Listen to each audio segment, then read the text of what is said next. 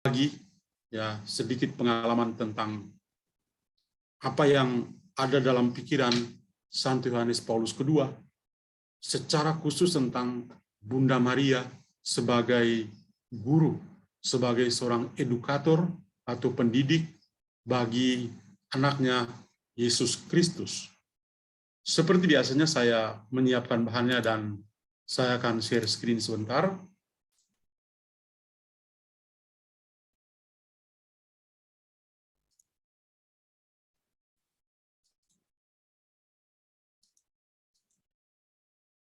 Ya, tema yang kita akan lihat malam hari ini adalah sang pendidik anak Allah, butir-butir pemikiran dari Santo Yohanes Paulus II. Dan saya akan mulai dengan membawa kita untuk membaca dulu satu teks Injil, kemudian merenungkannya, kemudian baru masuk dalam katekese atau pengajaran yang diberikan oleh Santo Yohanes Paulus II tentang Bunda Maria sebagai pendidik anak Allah. Saya mengutip satu bacaan yang sangat bagus, Injil Lukas bab 2 ayat 41 sampai dengan ayat yang ke-52. Kita bisa lihat dalam layar dan saya akan bacakan. Tiap-tiap tahun orang tua Yesus pergi ke Yerusalem pada hari raya Paskah. Ketika Yesus telah berumur 12 tahun, pergilah mereka ke Yerusalem seperti yang lazim pada hari raya itu. Sehabis hari-hari itu, ketika mereka berjalan pulang, tinggallah Yesus di Yerusalem tanpa diketahui orang tuanya. Karena mereka menyangka bahwa ia ada di antara orang-orang seperjalanan mereka, berjalanlah mereka seharian perjalanan jauhnya, lalu mencari dia di antara kaum keluarga dan kenalan mereka. Karena mereka tidak menemukan dia, maka kembalilah mereka ke Yerusalem sambil terus mencari dia. Sesudah 3 hari mereka menemukan dia dalam bait Allah. Ia sedang duduk di tengah-tengah alim ulama sambil mendengarkan mereka dan mengajukan pertanyaan-pertanyaan kepada mereka. Dan semua orang yang mendengarkan dia sangat heran akan kecerdasannya dan segala jawab yang diberikannya. Dan ketika orang tuanya melihat dia, tercenganglah mereka. Lalu kata ibunya kepadanya, "Nak, mengapa engkau berbuat demikian terhadap kami? Ayahmu dan aku dengan cemas mencari engkau." Jawabnya kepada mereka, "Mengapa kamu mencari aku? Tidakkah kamu tahu bahwa aku harus berada dalam rumah Bapakku?" Tetapi mereka tidak mengerti apa yang dikatakannya kepada mereka. Lalu ia pulang bersama-sama dengan mereka ke Nazaret, dan ia tetap hidup dalam asuhan mereka. Dan ibunya menyimpan semua perkara itu di dalam hatinya. Dan Yesus makin bertambah besar dan bertambah hikmatnya dan besarnya, dan makin dikasihi Allah dan manusia. Teks Injil ini sangat menarik karena berbicara tentang kehidupan keluarga kudus yang kiranya tidak jauh berbeda dengan keluarga-keluarga Kristiani atau keluarga-keluarga kita pada saat ini. Ada beberapa hal yang saya coba angkat di sini untuk memfokuskan perhatian kita bahwa ternyata dalam keluarga kudus di Nazaret, di mana ada Maria dan Yosef sebagai pendidik bagi anak mereka, yaitu Yesus Kristus. Hal yang pertama adalah Kisah Injil tadi berbicara tentang sebuah keluarga. Keluarga adalah sebuah gereja kecil. Dan di dalam keluarga itulah setiap pribadi itu mencoba untuk belajar, mencoba untuk mengalami Allah dalam hidup mereka. Atau dengan kata lain, pengalaman akan Allah itu dimulai di dalam keluarga. Dan tentu saja bagi seorang anak, pengalaman akan Allah itu dirasakan di dalam keluarga, dan anak itu tentu saja belajar dengan mengobservasi, dengan melihat setiap hari, mendengar setiap hari, apa yang dikatakan dan yang dilakukan oleh orang tuanya. Dan ini tidak hanya terjadi pada keluarga kudus di Nazaret, tapi juga pada keluarga-keluarga kita, di mana ada anak-anak yang setiap hari itu melihat apa yang dilakukan oleh orang tuanya. Dan dari situlah anak-anak belajar untuk hidup. Di samping keluarga, hal kedua yang juga menarik perhatian dari teks Injil yang tadi kita dengarkan adalah kata trust, kepercayaan. Ada rasa percaya dari orang tua kepada anak. Kita melihat kisah Yesus dalam Injil tadi, bagaimana setelah Maria dan Yosef itu melakukan tugas-tugas keagamaan mereka, beribadah kepada Yahweh, dan ketika mereka kembali, mereka sangat yakin bahwa Yesus itu sedang bersama-sama dengan teman-teman sebayanya, dengan peer group-nya. Karena itu mereka tidak perlu pusing, tidak perlu sibuk, mereka langsung pulang saja. Dan diceritakan sampai seharian, itu mungkin sekitar 20-an sampai 30 kilometer, baru mereka menyadari bahwa, wah, Yesus ada di mana ini? Mungkin saat mulai mau makan, ya, atau mau duduk untuk minum-minum, mereka tidak melihat Yesus. Dan pikirkanlah bahwa mereka akhirnya kembali lagi ke Yerusalem.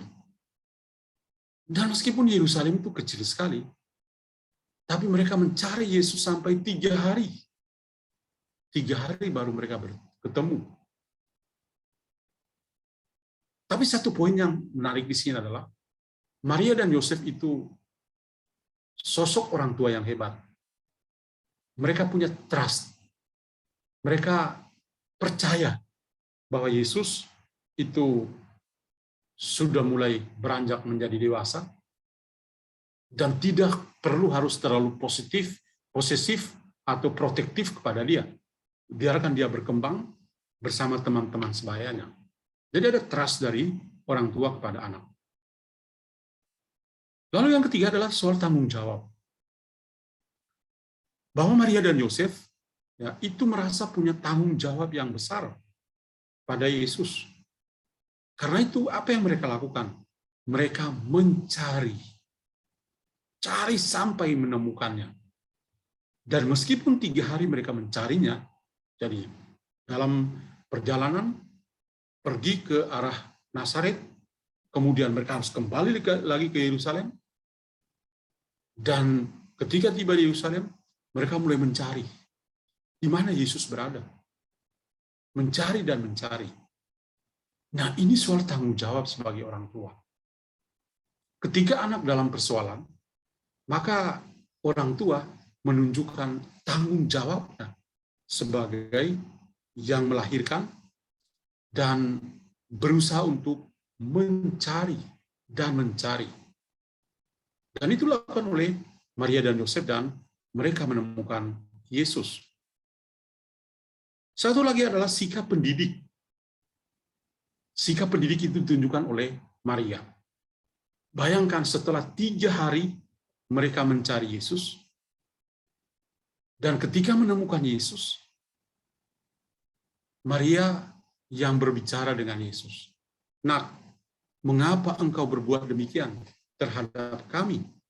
Bapamu dan aku dengan cemas mencari engkau. Ini ekspresi yang sangat menarik.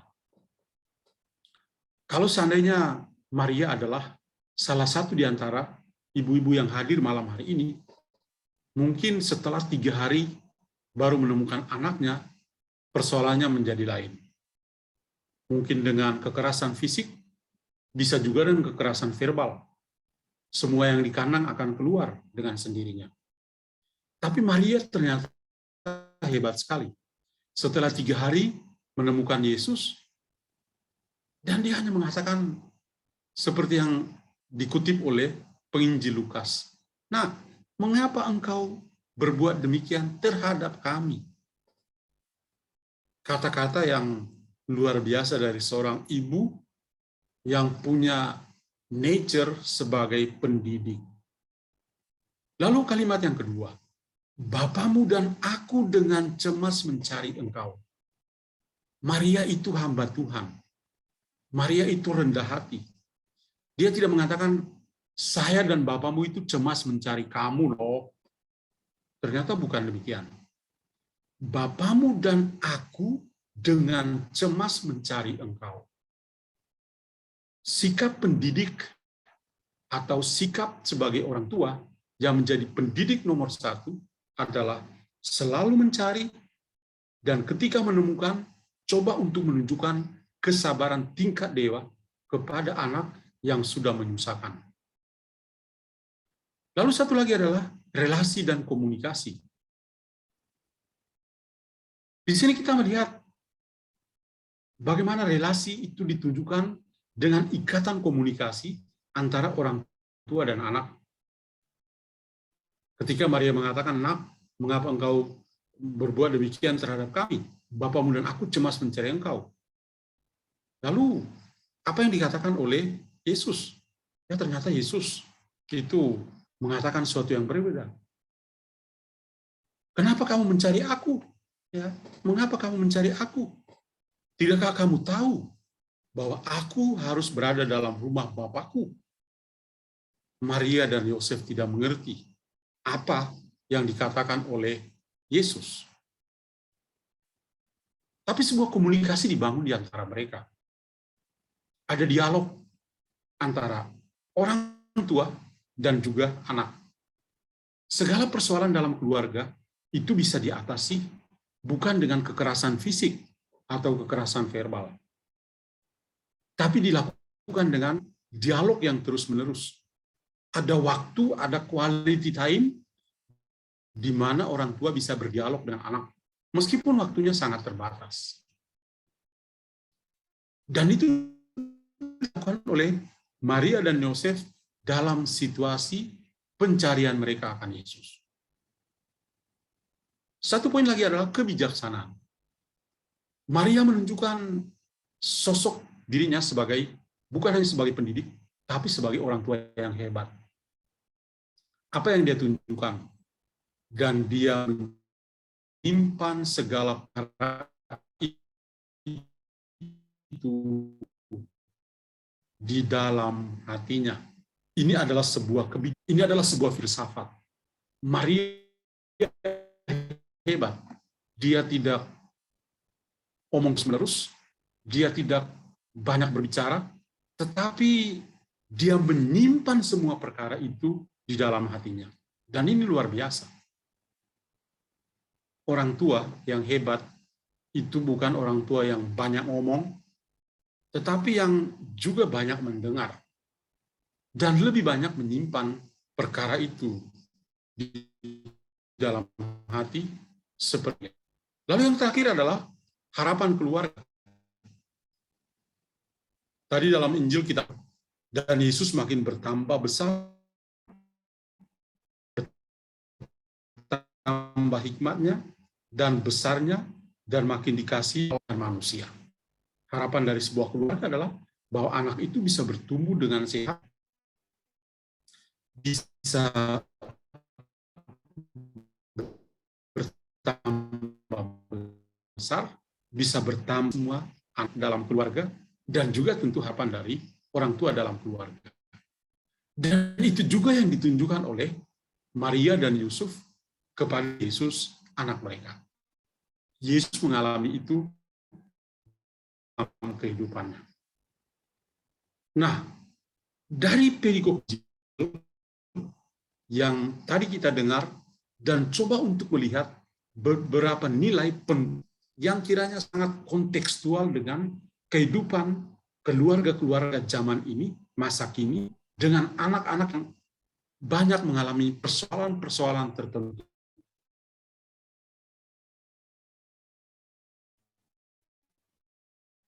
Dalam berkomunikasi dengan orang tua, atau orang tua berkomunikasi, bisa membuka wawasan kita, bagaimana kita bisa belajar dari Maria dan Yusuf untuk menjadi bagi anak-anak. Nah, mari kita masuk lebih dalam lagi pada sosok Yohanes Paulus II, yang mana dalam berbagai macam tulisan dan pengajarannya, dia juga menunjukkan relasi yang begitu akrab dengan Maria. Ada pengalaman masa kecil dari Santo Yohanes Paulus II yang luar biasa. Ketika dia masih kecil, dia selalu ikut ibunya untuk berdoa rosario di lingkungan.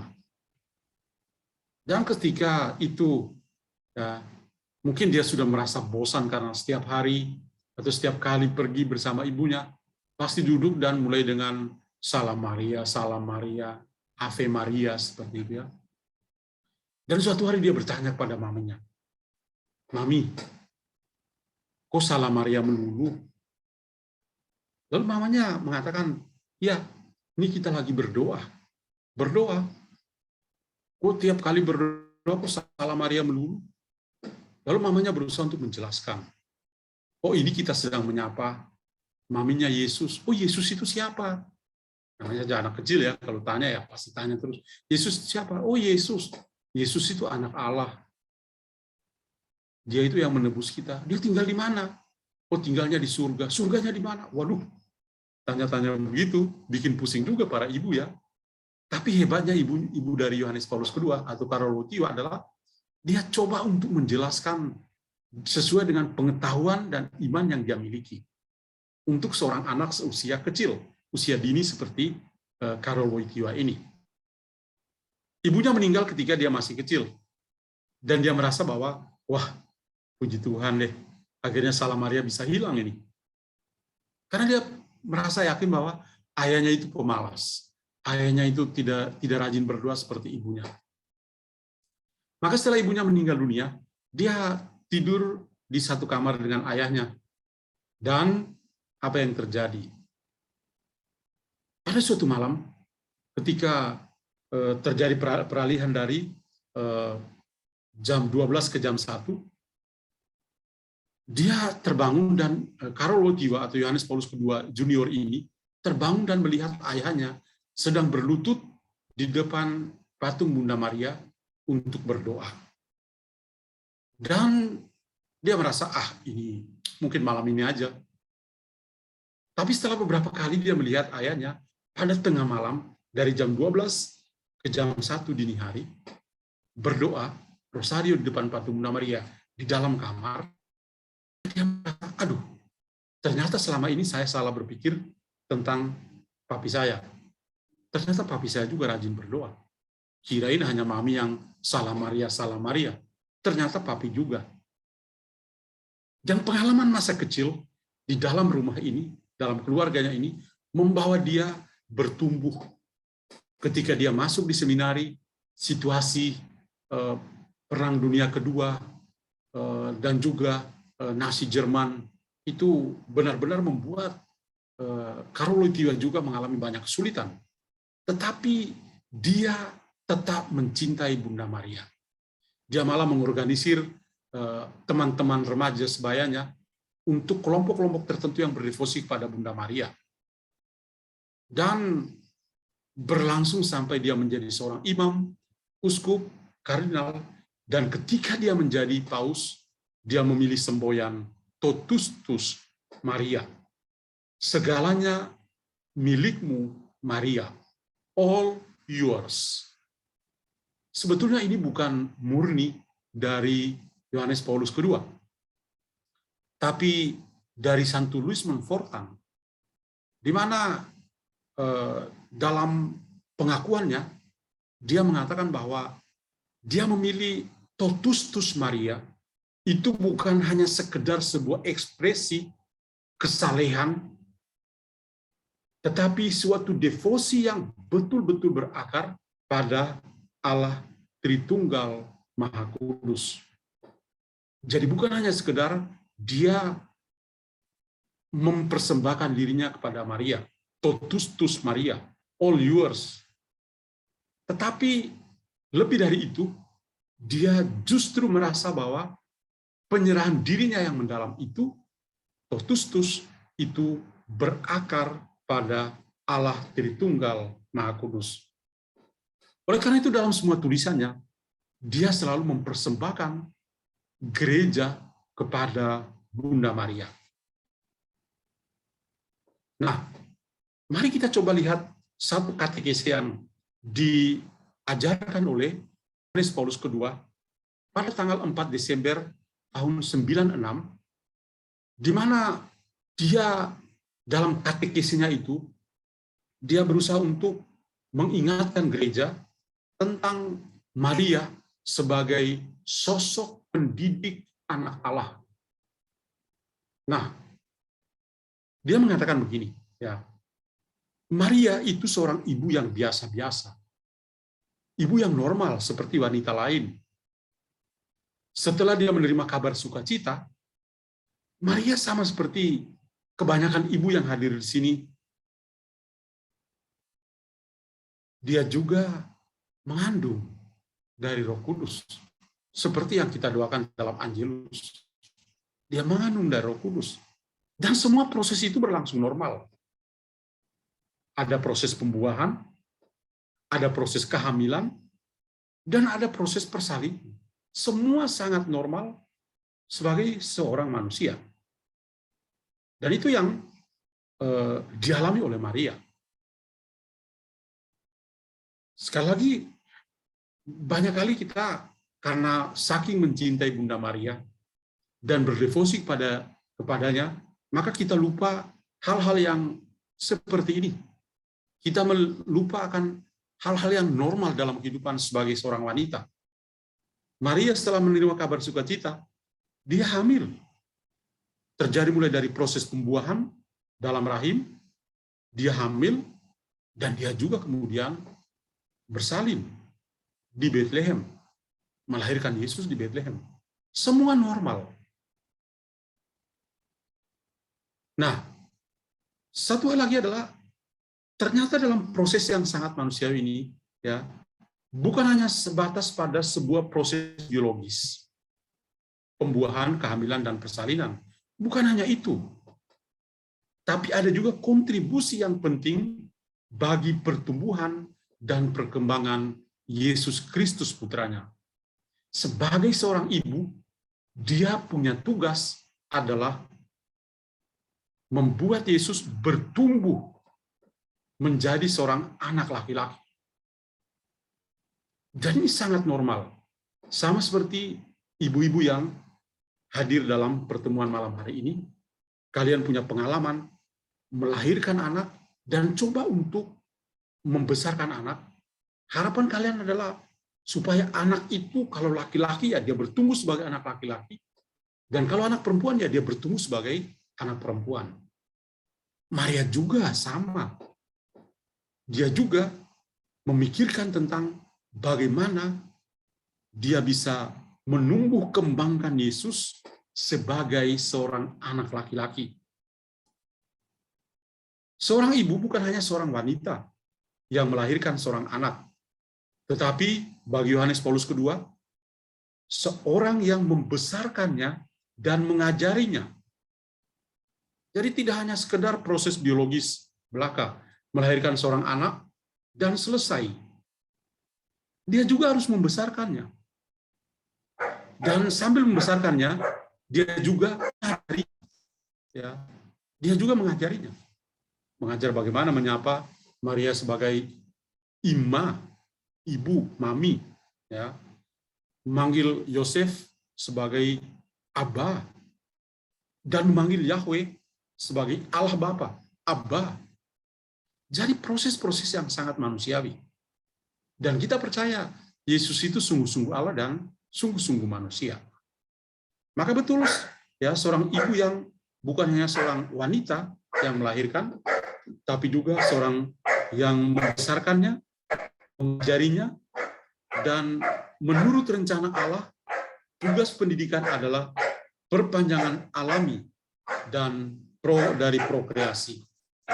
Jadi tidak hanya sekedar melahirkan, tapi juga membesarkan dan juga mendidik, menjadikan mereka untuk bertumbuh sebagai orang yang normal. Maria adalah Theotokos, bukan hanya karena dia mengandung dan melahirkan putra Allah, tapi juga karena dia menemaninya dalam pertumbuhannya sebagai manusia. Ini ekspresi yang sangat bagus dari Yohanes Paulus II ya. Maria adalah Theotokos, Bunda Allah. Dan memang dia Bunda Allah, tapi dia juga punya tugas sebagai ibu. Ya, dia mengandung, melahirkan putra Allah, dan juga menemaninya dalam pertumbuhan manusiawinya. Jadi menemani itu mengandaikan Maria itu betul-betul punya waktu semuanya untuk Yesus anaknya. Satu hal lagi, Maria sebagai pendidik bagi Yohanes Paulus II itu seperti ini. Kita mungkin berpikir, kata Yohanes Paulus II, karena Yesus memiliki kepenuhan keilahian dalam dirinya, maka dia tidak membutuhkan guru. Mungkin kita juga berpikir seperti itu. Oh, Yesus kan anak Allah, dia tidak butuh Maria sebagai gurunya. Tidak. Yesus itu sungguh-sungguh Allah, sungguh-sungguh manusia. Dan sebagai seorang anak, dia butuh Maria sebagai gurunya. Dia butuh Maria untuk mengajar dia cara makan, cara minum, cara membersihkan dirinya. Tugas ibu untuk mendidik anaknya seperti itu. Ya. Jadi, itu berarti Yesus bukan tidak membutuhkan Maria sebagai gurunya. Dia membutuhkan. Misteri inkarnasi atau penjelmaan sabda menjadi daging, misteri inkarnasi, itu mengungkapkan kepada kita bahwa anak Allah itu datang ke dunia dalam kondisi manusia yang serupa dengan kita dalam segala hal kecuali dosa. Jadi Yesus itu sungguh-sungguh Allah, sungguh-sungguh manusia. Dan dalam peristiwa inkarnasi itu dikatakan bahwa dia adalah anak Allah yang datang ke dunia dalam kondisi manusia seperti kita, kecuali dalam hal dosa. Yang lain-lain sama dengan kita. Hanya dosa itu Yesus tidak punya. Karena dia adalah anak Allah. Dia adalah Tuhan. Seperti halnya dengan setiap manusia, seperti kita, pertumbuhan Yesus dari bayi sampai dewasa. Tadi kita dengar dalam teks Injil, maka saya mengambil teks Injil yang tadi. Dia bertumbuh menjadi dewasa, dikasihi oleh Allah dan manusia. Jadi dalam proses pertumbuhannya, itu dia bertumbuh normal. Ya, dia bertumbuh menjadi seorang pribadi yang dewasa. Lukas bab 22 ayat 40. Juga membutuhkan kegiatan pendidikan orang tuanya. Ini yang mungkin banyak di antara kita ini orang Katolik, ya. Tapi banyak di antara kita yang tidak berpikir sampai di sana. Berpikir Yesus, wah Yesus itu ada di surga, ya. Dia tidak butuh manusia untuk mendidik. Tidak. Yesus membutuhkan manusia. Dia butuh yang namanya Maria, butuh yang namanya Yusuf untuk mendidik dia. Ya. Jadi Yesus membutuhkan kegiatan pendidikan orang tuanya. Maka Maria dan Yusuf itu adalah pendidik nomor satu bagi Yesus. Ya. Injil Lukas khususnya memperhatikan masa kanak-kanak mengatakan bahwa di Nazaret, Yesus itu taat kepada Yusuf dan Maria. Sama seperti kita, kecuali dalam hal dosa, Yesus juga seorang anak yang taat kepada orang tuanya. Injil Lukas bab 2 ayat 51 yang tadi kita dengar itu. Ketergantungan ini menunjukkan kepada kita bahwa Yesus menerima terbuka terhadap ajaran ibunya dan juga Yusuf ayahnya, yang juga melaksanakan tugas mereka berdasarkan kepatuhan yang terus-menerus ditujukan kepadanya. Jadi kita melihat betapa luhurnya. Di pihak Yesus, dia mengerti betul, meskipun dia anak Allah, tapi kini dia adalah seorang anak manusia yang membutuhkan manusia, yaitu Maria dan Yusuf, untuk menolong dia, untuk mengajar dia. Tadi saya katakan, Maria dan Yusuf mengajar Yesus seorang anak laki-laki untuk bertumbuh sebagai seorang anak laki-laki. Tidak hanya soal cara berbicara, tapi mungkin cara makan, cara menyapa orang, dan lain sebagainya. Itu diajarkan oleh Maria dan Yusuf ayahnya. Jadi, ketergantungan ini menunjukkan pada kita bahwa Yesus itu menerima. Dia terbuka pada ajaran ibu dan bapaknya, yang juga melaksanakan tugas mereka berdasarkan kepatuhan, atau Maria dan Yusuf itu melakukan tugas mereka karena mereka itu taat pada Allah di surga.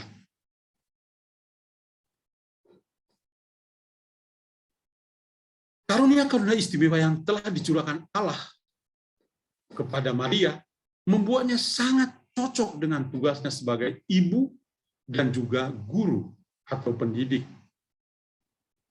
Ini adalah sebuah panggilan yang dirasakan oleh Maria.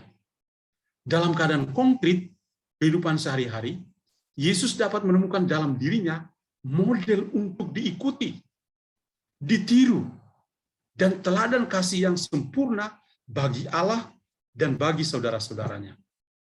Jadi, Yesus juga sebagai seorang anak meniru cara hidup Maria. Ya, cara hidup Maria. Jadi dalam keadaan konkret, kehidupan sehari-hari, Yesus juga menemukan dalam dirinya Maria sebagai model, sebagai guru, sebagai model yang harus diikuti dan ditiru, sebagai teladan kasih yang sempurna bagi Allah dan juga bagi manusia. Seiring dengan kehadiran Maria sebagai ibu, Yesus mengandalkan sosok ayah dari Yusuf, seorang pria yang adil. Kita di tahun Santo Yusuf, kalau kita membaca Patris Corde, lalu kita bisa merasakan bagaimana Yusuf itu menunjukkan karakter ayah yang dikasihi di keluarga kudus di Nazaret. Jadi Yesus tidak hanya memandang Maria dan melihat sosok ibu, gambaran idealis yang ditemukan dalam Maria, tapi dia juga menemukan sosok ayah yang dia temukan dalam diri Yusuf, seorang pria yang jujur, pria yang adil, yang kita bisa lihat dalam Injil Matius bab 1 ayat 19. Yusuf yang memberikan keseimbangan yang diperlukan dalam kegiatan pendidikan. Jadi Yesus tidak hanya menerima semua dari Maria, tapi Yusuf ini penyeimbang. Jadi aspek feminin itu dirasakan dari ibunya, dan aspek maskulin itu dirasakan dari Yusuf. Maka Yesus itu bertumbuh begitu sempurna sebagai anak Allah dan juga sebagai anak manusia, seperti kita. Dalam menjalankan perannya sebagai ayah, Yosef bekerja sama dengan istrinya Maria dalam membuat rumah di Nazaret menjadi sebuah lingkungan, sebuah keluarga yang menguntungkan bagi pertumbuhan dan kedewasaan pribadi dari Yesus Sang Juru Selamat umat manusia. Kemudian mengenalkan pada kerja keras si tukang kayu. Ini luar biasa. Yusuf juga memperkenalkan yang namanya kerja, karakter kerja. Selama 17 tahun Yesus tersembunyi di Nazaret, tugasnya apa? Dia kerja. Dari mana dia belajar? Dari Yusuf, ayahnya sebagai tukang kayu. Jadi Yusuf memampukan Yesus untuk terlibat dalam dunia kerja dan kehidupan sosial. Ya, ini yang kehebatan dari Yusuf. Dia membantu Yesus untuk bisa bekerja dan juga bisa terlibat dalam kehidupan sosialnya sebagai seorang remaja, sebagai seorang anak manusia. Beberapa elemen yang ditawarkan Injil yang tadi kita dengar tidak memungkinkan kita untuk mengetahui dengan sepenuhnya bagaimana menghargai cara Maria mengajar putra ilahinya itu. Itu luar biasa. Dan tentu saja Maria bersama dengan Yusuf memperkenalkan Yesus pada kehidupan keagamaan. Maria itu orang Yahudi, bukan orang Katolik. Yusuf itu orang Yahudi tulen, bukan orang Katolik. Yesus juga seorang Yahudi, bukan seorang Katolik. Ya, kadang-kadang kita berpikir, oh, Bunda Maria itu adalah orang Katolik. Dia orang Yahudi, agamanya Yahudi, ya, bukan agama Katolik. Ya, kadang-kadang orang-orang kita saking percaya diri dan seperti itulah. Nah, Maria dan Yusuf sebagai orang tua yang beragama Yahudi, mereka juga memperkenalkan Yesus pada ritus dan aturan yang ada dalam kitab Taurat Musa. Bagaimana mereka bisa berdoa kepada Allah perjanjian atau Yahweh dengan menggunakan mazmur, ya, dan pada sejarah Israel berpusat pada peristiwa keluaran, Exodus. Mereka keluar dari tanah Mesir menuju ke tanah yang dijanjikan oleh Tuhan sendiri, yaitu tanah Kanaan. Jadi semua ini ya diajarkan oleh Maria dan Yusuf, orang tua yang mentransfer iman kepada Yesus sang anak Allah. Melihat hasilnya, kita pasti dapat menyimpulkan bahwa ajaran Maria sangat dalam dan efektif, dan menemukan tanah yang sangat subur dalam psikologi manusia Yesus. Jadi ini luar biasa. Luar biasanya adalah apa? Adalah bahwa Maria adalah seorang guru, seorang pendidik, seorang educator yang luar biasa, yang mendidik anaknya untuk bertumbuh sebagai manusia yang normal, juga manusia yang beriman. Dan kalau tadi Yusuf, dia menunjukkan bagaimana bekerja dan hidup sosialnya, bagaimana bersosialisasi, ya, menawarkan produk-produk mebel, ya, karena tukang kayu. Nah, Maria itu dan Yusuf juga memperkenalkan bagaimana bisa beriman. Ya. Jadi sungguh-sungguh Allah, sungguh-sungguh manusia itu ada di sini. Ya. Dan tadi ya apa yang dikatakan Yohanes Paulus II ini luar biasa. Melihat hasilnya, kita pasti dapat menyimpulkan bahwa ajaran Maria sangat dalam dan efektif, dan seperti menemukan tanah yang subur dalam psikologi manusia Yesus. Tugas pendidikan Maria terhadap anak laki-lakinya yang begitu unik menghadirkan beberapa ciri khusus dibandingkan dengan peran ibu-ibu lainnya.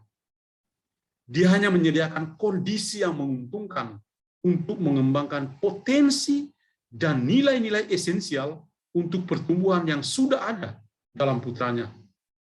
Yesus itu anak Allah. Potensi besar itu sudah ada. Tapi sebagai anak Allah, Yesus itu merendahkan diri dan mau menjadikan Maria dan Yosef sebagai guru manusiawinya. Dan karena itu ya di sini dikatakan bagaimana sebagai anak Allah ya dia sangat dibantu oleh Maria dan Yusuf.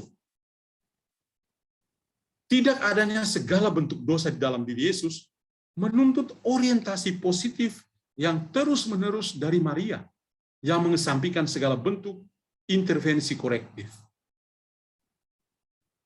Yesus itu manusia sama dengan kita kecuali dalam hal dosa. Kecuali dosa. Maka Maria juga ya, tidak menemukan kesalahan dalam diri Yesus. Karena mungkin hal-hal tertentu dalam edukasi ya, tidak ada hal-hal yang bersifat korektif. Ya. memberi koreksi karena Yesusnya nakal atau apa. Tidak. Tidak ada potensi untuk membuat dosa. Yang ada adalah segala kebaikan. Lebih jauh lagi, meskipun ibunya yang memperkenalkan Yesus pada budaya dan tradisi bangsa Israel, dialah sejak penemuannya di Bait Suci yang akan mengungkapkan kesadaran penuhnya sebagai anak Allah. Tadi kita dengar dalam Injil yang tadi saya bacakan, ketika Maria dan Yusuf menemukan dia, dan Maria mengatakan, "Nak, mengapa engkau lakukan itu pada kami? Ayahmu dan aku cemas mencari engkau." Dan apa yang terjadi? Yang terjadi adalah dia mengatakan, "Ngapain cari aku? Saya kan di rumah bapak saya."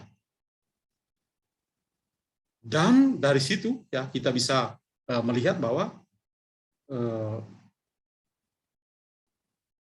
Maria menjadi guru putranya. Maria dengan demikian menjadi murid. Ya, pada saat yang sama, Yohanes Paulus II punya ekspresi yang sangat bagus. Pada saat Maria menjadi guru bagi Yesus, tapi di saat yang sama dia juga menjadi guru ya bagi putranya, dan juga menjadi murid yang rendah hati dari guru ilahi yang kepadanya dia telah melahirkan. Jadi Maria berperan ganda sebagai guru bagi Yesus, tapi dia juga sebagai murid. Kenapa murid? Karena sabda, "Aku ini hamba Tuhan, terjadilah padaku menurut perkataan." Pentingnya tugas Bunda Maria tetap sejak bayi hingga dewasa, dia membantu putranya Yesus untuk tumbuh dalam kebijaksanaan dan pertumbuhan dan disukai oleh Allah dan manusia. Dan untuk mempersiapkan misinya, Maria dan Yusuf karena itu dapat dilihat sebagai model bagi semua pendidik, model bagi setiap orang tua yang menjadi pendidik nomor 1 dalam keluarga. Maria menopang mereka dalam kesulitan-kesulitan besar yang dihadapi keluarga-keluarga masa kini, dan juga menunjukkan pada keluarga-keluarga jalan untuk menuju pembentukan anak-anak mereka yang tepat dan efektif. Orang tua perlu belajar dari sikap Maria dan Yusuf yang kita temukan di sini. Pengalaman pendidikan mereka merupakan titik acuan yang pasti bagi orang tua Kristen atau orang tua Katolik yang terpanggil dalam kondisi yang semakin kompleks dan sulit untuk mengabdikan diri pada pelayanan, pengembangan integral, kepribadian anak-anak mereka, sehingga mereka akan menjalani kehidupan yang layak bagi manusia sesuai dengan rencana dari Tuhan sendiri.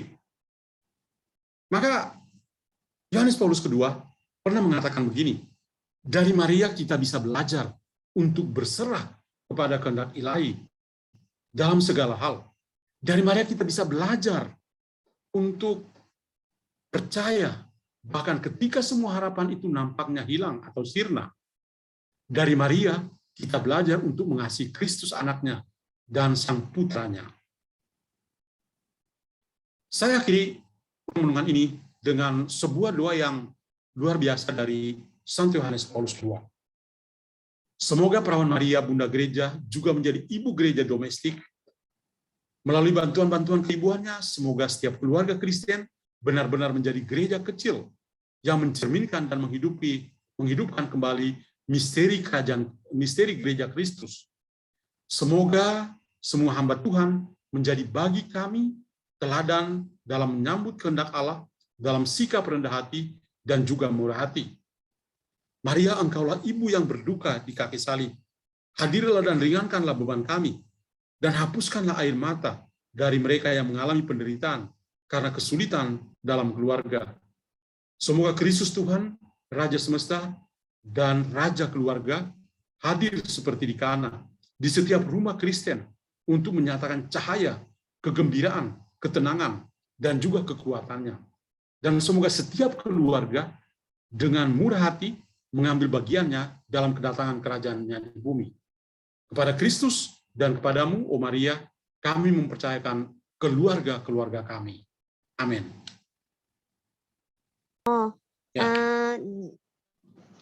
Santo Yosef kan tidak diketahui ya kapan meninggalnya dan sejak umur berapa tidak mendampingi Bunda Maria dan Yesus lagi.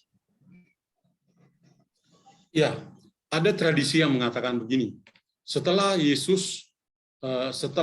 keluarga kudus pergi ke Yerusalem seperti teks Injil yang tadi dibaca, yaitu Yesus berusia 12 tahun, maka ketika Yesus berusia 13 tahun, itu Yusuf meninggal dunia. Mungkin karena faktor usia, juga karena seorang pekerja, ya, tidak diketahui alasan yang pasti, tapi ada tradisi yang mengatakan ketika Yesus berusia 13 tahun, itu Yusuf meninggal dunia, dan Yesus di usia yang masih muda seperti itu, harus mengambil alih tugas bapaknya dan melayani ibunya selama 17 tahun. Jadi dari usia 13 sampai usia 30 tahun, jadi 17 tahun itu Yesus bersembunyi di Nazaret. Tidak ada kehidupan di depan umum. Baru pada usia 30, itu dia baru tampil di depan umum ketika dia ke Sungai Yordan untuk dibaptis oleh Yohanes, kemudian dia lalu menjadi terkenal sampai 3 tahun. Ya, meninggal pada usia 33. Jadi ada yang mengatakan ya Yusuf meninggal pada usia Yesus berusia 13 tahun, dan dari situ Yesus tinggal tersembunyi sebagai tukang kayu yang bekerja untuk menafkahi ibunya selama 17 tahun. Dan setelah 17 tahun, yaitu usianya pas 30, dia dibaptis lalu mulai tampil seperti Yesus yang kita temukan dalam Injil. Itu sebabnya kalau kita membaca teks-teks Injil, misalnya Lukas, kita hanya mengetahui informasi Yesus di saat kabar sukacita, kemudian masa kecil sampai usia 12 tahun, kemudian selama masa remaja sampai dewasa muda tidak ada kisah-kisah tentang dia. Baru usia 30 tahun muncul di depan umum. 17 tahun tersembunyi, dan di situ dia bekerja melayani ibunya. Itu.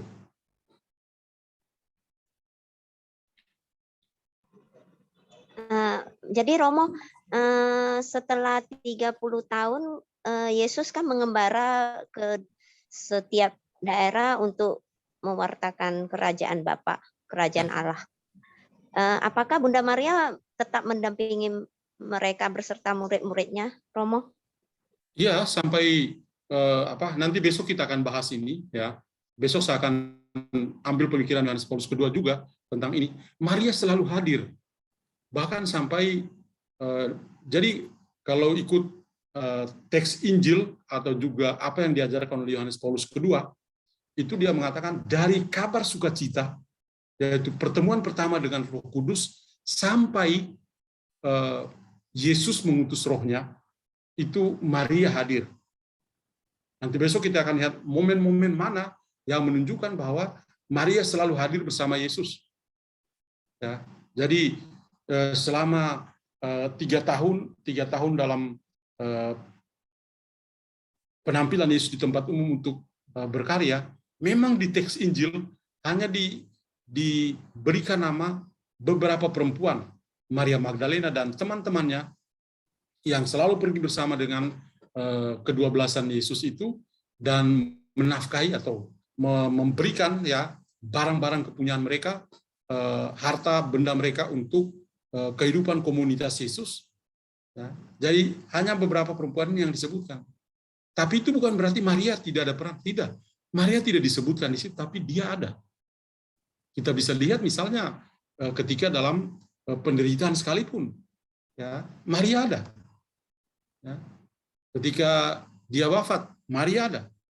Ketika diturunkan dari salib, Maria ada. Dan meskipun para penginjil itu memberi kesaksian bahwa yang melihat Yesus bangkit pertama kali adalah Maria Magdalena, tapi saya yakin 100% bahwa yang tahu lebih dahulu bahwa Yesus anaknya itu Yesus akan bangkit adalah Maria, Bunda Yesus, karena dia tahu, ya, dia tahu.